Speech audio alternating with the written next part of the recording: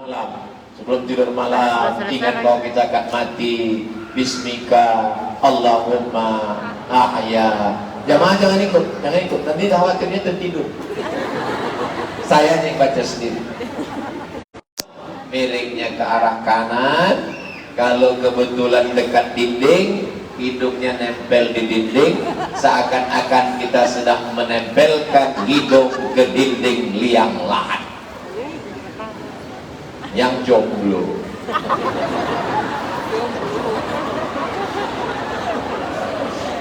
seakan-akan ini adalah malam terakhir, sehingga kalau kita ini Ustaz cuma ceramah ngomong doang atau Ustaz amalkan? Ini yang saya omongkan, ini yang selalu saya amalkan tiap malam, bahwa ini malam terakhir aku tidur. Kalau besok aku hidup, berarti aku masih diberi kesempatan untuk beramal. Tapi kalau aku mati malam ini, insya Allah akan mati dalam keadaan husnul khatimah. Karena sebelum tidur bertasbih subhanallah walhamdulillah wa la ilaha illallah wallahu akbar. Ini banyak orang sekarang sebelum tidur, sebelah kanan remote, sebelah kiri handphone, update status, rasanya mau mati. Pas pagi mati betul. Pas istrinya diwawancarai, gimana bapak tadi malam? Status terakhirnya katanya. Astaga. Status terakhirnya katanya mau mati Pak Ustaz. Jadi ibu nangis karena sedih, bukan warisannya dikit kan. Kita semua akan menghadap Allah Subhanahu wa ta'ala. Apa yang akan dibawa? Cincin kesayangan tinggal, jam kesayangan tinggal, peci kesayangan tinggal, sorban kesayangan tinggal, pena. Belum ada orang Islam mati bawa pena. Untuk apa? Tanda tangan? Gak ada malaikat minta tanda tangan. Kita semua akan mati membawa amal soleh. Ini semua yang hadir ini beramal soleh semuanya. Alhamdulillah. Tadi saya mulai jam 8 kurang 10, sekarang sudah jam 9.825. Berarti saya sudah ngomong 35 menit. Ternyata berdiri 35 menit itu kesemutan juga ya. Saya biasa berdiri, cuman mau ngasih tahu ke saudaraku yang di pintu bahwa nasib kita sama. Maaf saudaraku di sana. Jangan kalian berkecil hati. Jangan nanti kalian keluar dari masjid mengatakan, apa itu Ustaz Abdul Somad? Katanya kita sama-sama ciptaan Allah, tapi buktinya dia berdiri di atas pentasnya pakai karpet. Kami berdiri di pintu, sama-sama berdiri kita saudara. Bedanya kalian berdiri cuma diam aja, aku berdiri sambil ngomong selama 60 menit. Bayangkan itu. Kalau mau merasakan rasanya jadi ustaz, pulang nanti ke rumah, berdiri 60 menit, ngomong gak berhenti. Begitu rasanya jadi ustaz sowan. Masya Allah, tabarakallah. Ada Bupati Buton 2 periode, nggak ada fotonya dipasang panitia. Ada Bapak Wakapolres, nggak ada fotonya dipasang panitia. Ada Bapak Wali Kota, kalau nggak ada izinnya nggak jadi acaranya. Nggak ada juga fotonya dipasang panitia. Yang dipasang hanya foto Abdul Somad. Ya, nah. Maksud saya kalau mau marah sama panitia. Jamaah ini dari tatapan matanya banyak bingung, kenapa wajah yang di situ beda sama yang di sini? Inilah bahayanya kalau mau nikah cuma lihat foto di medsos. Karena sekarang semua pakai Filter. Nenek-nenek pun sekarang macam umur 18 tahun. Begitu jumpa 81. Ya Allah. Nenek-nenek jangan tersinggung.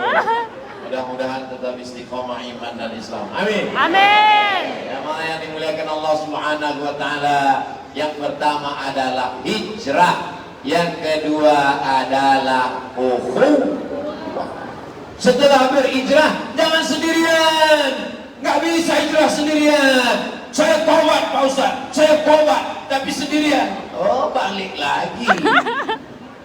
Mesti berkomunitas. Alhamdulillah, pemuda-pemuda hijrah, ada saudara-saudara kita, ini semuanya. Makanya sholatnya berjamaah. Berjamaah. Masyarakat bau-bau, jangan Ustaz Somad ceramahi lagi tentang sholat berjamaah. Kenapa? Begini orang bau-bau datang menghadiri sholat berjamaah. Betul? Yang saya bingung gimana sholatnya? Kalau begini rapatnya sok penuh full. Rupanya yang banyak datang ini adalah pemain naturalisasi, main undangan. Kalau mau lihat, kalau dengan datangnya Abdul Somad ke bau-bau, sholat subuh makin ramai, berhasil tabligh akbar. Betul? Tapi kalau besok subuh yang selama ini 3 shop tinggal 2 shop, pasti tanya, mana 1 shop? Kesiangan. Abdul Somad akan diminta tanggung jawab di hadapan Allah Subhanahu wa Ta'ala. Gimana Ustaz Abdul Somad ketika datang di bau-bau? Macet, menyusahkan Pak Polisi.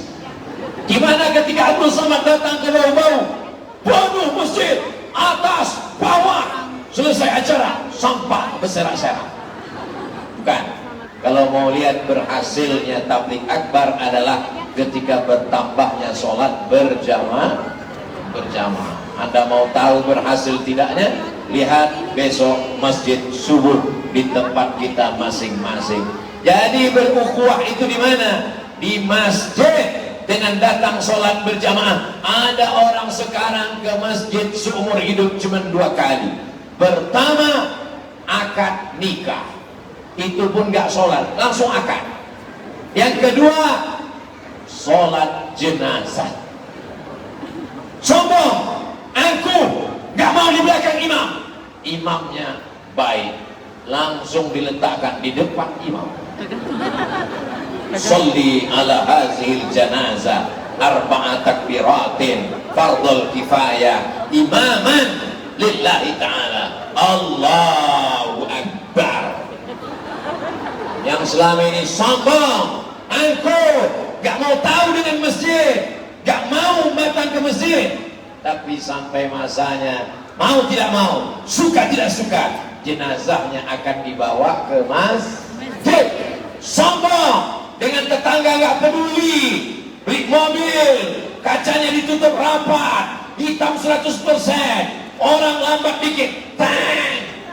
Begitu meninggal dunia, ibulah yang akan memandikan jenazahnya. Orang bau-bau semuanya baik-baik, akhirnya dia siram pelan. Kalau tempat lain, ini yang sombong, disemprotnya pas hidungnya. Hai tetangga yang sombong-sombong, hai jamaah yang angkuh-angkuh, hai yang gak pernah peduli sama masjid, ingat, kau akan mati. Anak-anakmu tidak kau didik memandikan jenazah. Saat kau mati, kau akan diurus oleh orang yang menyelenggarakan jenazah. Selama ini kau tak peduli dengan mereka, sampai masanya, inilah hari pembalasan. Tapi orang bau-bau ini baik-baik semua, betul? Ustaz Abdul Somad sudah bilang orang bau-bau baik-baik 3 kali. Dari mana Ustaz tahu? Bau-bau ini letaknya di selatan.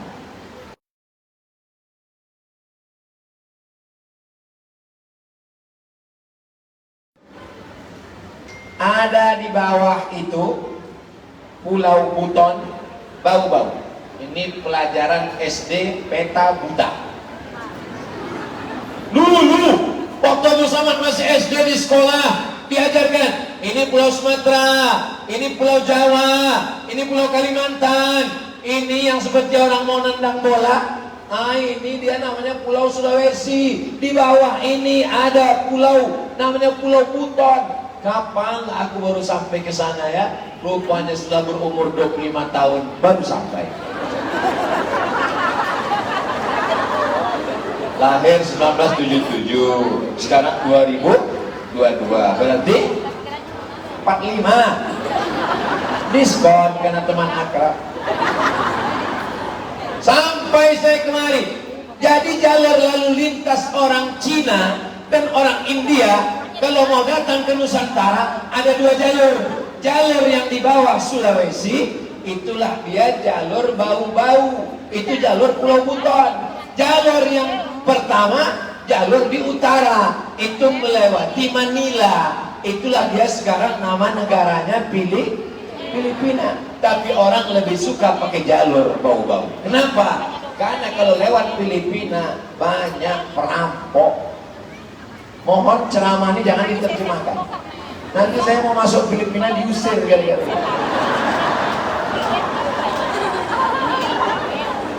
Itu yang cerita tuh pakar sejarah. Itu mengapa mereka selalu lewat ini, lewat jalur selatan. Karena jalur utara tidak aman. Mereka jalur selatan. Di jalur selatan ini ada tempat persinggahan. Tempat persinggahan itu namanya Butuni. Butuni artinya tempat singgah. Itulah dia Pulau Buton. Kalau orangnya nggak baik, orang nggak mungkin mau singgah. Ini Abdul Somad buktinya singgah. Orangnya baik-baik luar biasa. Belum apa-apa, sudah dikasihnya topi. Belum apa-apa, sudah dikasihnya sorban. Ini kalau lama-lama kan bisa berbahaya. Jamaah yang dimuliakan Allah Subhanahu wa taala. Man ahsana ilaikum. Siapa yang sudah berbuat baik kepada kamu, fakafi'uhu, balaslah. Saya tak sanggup membalas. Mudah-mudahan Allah menjadikan kepulauan Buton tetap baldatun thayyibatun wa rabbuna. Syaratnya mesti ada ukhuwah, bersaudara. Cobalah perhatikan sambutan Pak Wali Kota Bau-Bau tadi. Dia tidak melihat perbedaan di antara kita. Walaupun Abdul Somad datang dari non Pulau Sumatera, sekarang sedang berada di Pulau Buton, Bau-Bau, tapi beliau mengatakan, saudara kita datang sebagai orang Melayu dari wilayah barat dan kita sebagai orang Melayu dari wilayah timur. Dua orang Melayu sedang bertemu. Yang dilihat itu kesamaannya, bukan perbedaannya. Begitu juga ketika protokol tadi ingin membesarkan hati Abdul Somad. Apa kata beliau? Kita sedang kedatangan seorang ulama besar. Padahal beratnya cuma 56 kilo. Itu kalimat beliau. Jadi kalimat-kalimat mereka ini kalau pas kata sambutan itu saya dengarkan apa kata yang dia pilih, apa kalimat yang dia ucapkan. Dari kalimat dan kata-kata itu kita bisa dapat menangkap apa yang tertulis di dalam hatinya. Ya makanya dimuliakan Allah SWT, dia ingin membesarkan hati Ustadz yang kurus tadi. Pak Wali pula ingin mengatakan kita ini sama Ustadz Abdul Somad, walaupun peci kau merah, peci kami hitam. Kita semuanya sama. Kenapa? Karena kita sulit untuk bersaudara kalau kita hanya melihat perbedaan. Abdul Somad dari wilayah barat Sumatera, kita dari wilayah timur Indonesia. Ngapain dia datang kemari? Tapi karena mereka melihat Abdul Somad sebagai saudara. Yang datang itu siapa? Saudara kami. Andai kita satu agama, maka kita dipersaudarakan oleh Islam. La ilaha illallah Muhammadur Rasulullah. Andai tidak seagama, maka kita dipersaudarakan oleh Negara Kesatuan Republik. Kita sama-sama kerajaan Bapak, kita sama-sama pakai kesultanan Ibu. Kami dari Riau, namanya Kesultanan Siak Sri Indrapura 1723. Tapi Kesultanan Buton jauh 400 tahun sebelum kerajaan Siak sudah ada Kesultanan Buton 133 sekian. Beda dengan Siak 1723. Artinya Kesultanan Buton lebih tua 400 tahun dari kami yang ada di sebelah barat. Lalu kemudian ketika Islam datang, mereka menerima dakwah Islam dan mereka memakai aksara huruf Arab. Sama, kami juga di Sumatera memakai huruf Arab di Riau. Jadi nanti Bapak Ibu kalau kebetulan panjang umur, sehat badan akan datang ke Riau insya Allah. Amin.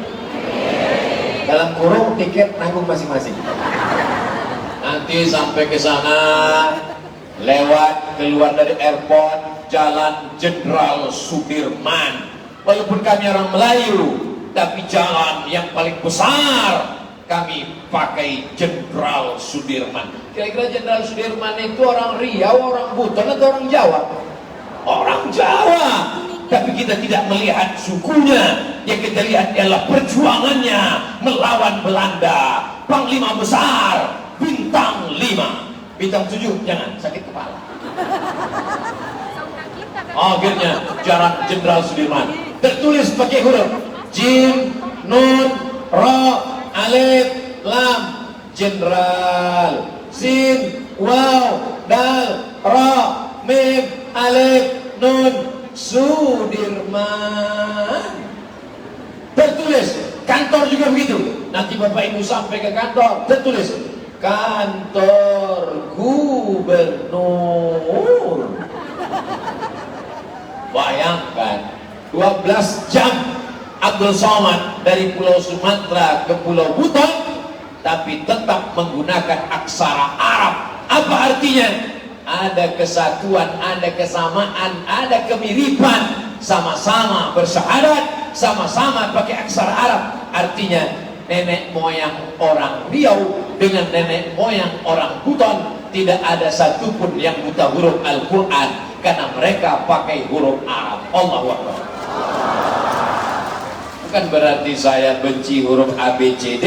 Pakai dua-duanya. Pakai bahasa Inggris, silakan. Bahasa Prancis, silakan. Kenapa?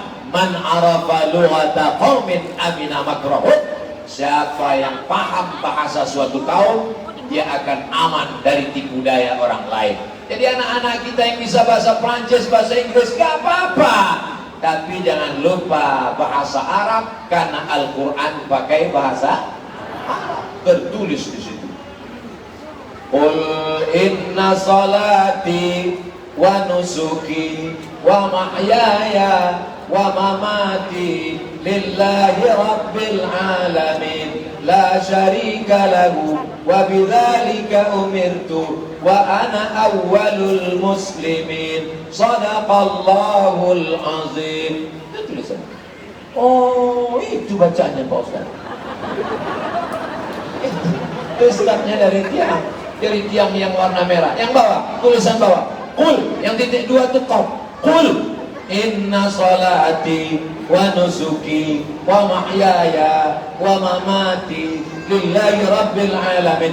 Qul, katakanlah. Kalau pakai qaf, qul, katakanlah. Tapi kalau pakai kaf, qul, makanlah. Makanya ngajinya mesti betul.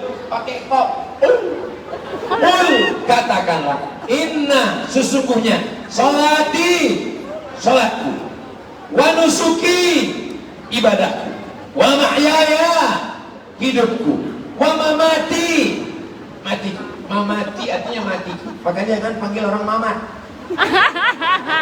Mamat mati. Lillahi rabbil alamin, la syarika lahu, tiada sekutu baginya. Wa bidzalika umirtu, dengan itu aku diperintahkan. Wa ana awwalul muslimin, aku orang muslim yang pertama. Maksudnya Nabi Ibrahim orang muslim yang pertama di zaman itu. Sebelumnya muslim, Nabi Adam muslim, Nabi Nuh muslim, Nabi Idris muslim. Ini ucapan Nabi Ibrahim. Tapi kami sholat, Pak Ustaz, inna sholati wa nusuki wa mahyaya wa mamati lillahi rabbil alamin la syarika lahu wa bidzalika umirtu wa ana minal muslimin. Itu doa iftitah, Beb. Ini kan ayat. Kalau ayat wa ana awwalul muslimin. Kalau iftitah itu hadis, wa ana minal muslimin, pakai bahasa Arab. Enggak ada orang, walaupun orang Kepulauan Buton ini hebat bahasa Inggris, karena dulu orang Inggris, orang Eropa bisnis, mereka pakai jalur sini, mereka singgah. Enggak ada orang Buton sholat inna sholati, my praying, wa mahyaya, my life, wa mamati, my die, illahi rabbil alamin, for you, oh my God. Enggak ada. Makanya tulisan Arab ini dibaca. kalau kita tidak membaca tulisan Arab, buta huruf Al-Quran. Alhamdulillah, Ustadz Abdul Somad ada 10 pondok pesantren, ada tahfiz Quran menjamur di Kepulauan Buton. Allahu Akbar. Tokoh masyarakat kita 2 periode jadi bupati Buton, membangun masjid. Ustadz Somad, bukan beliau yang ngomong, beliau kan yang ngomong, anak-anak muda ini ngomong, Ustadz, tokoh kami, bapak kami sedang bangun masjid. Mantap, doakan Ustadz Abdul Somad bisa bangun masjid. Nampaknya nggak setuju. Siapa yang membangun masjid agung yang luar biasa? Dari tadi jamaah ada yang matanya ke atas terus lihat lampu. Siapa yang membangun masjid agung bau-bau yang luar biasa? Kalau dibangun pribadi, maka terang benderang alam kuburnya. Kalau dibangunnya pakai jabatannya, pakai tanda tangannya, waktu jadi bupati, waktu jadi wali kota, dikeluarkannya perda, bupati, DPRD, gunakan untuk menolong agama Allah Subhanahu wa taala. Allahu Akbar. Ini namanya dakwah. Yang pertama adalah hijrah, setelah hijrah ukhuwah, setelah berukhuwah. Jangan sekedar ukhuwah. Saya berukhuwah dengan ibu, saya berukhuwah dengan bapak,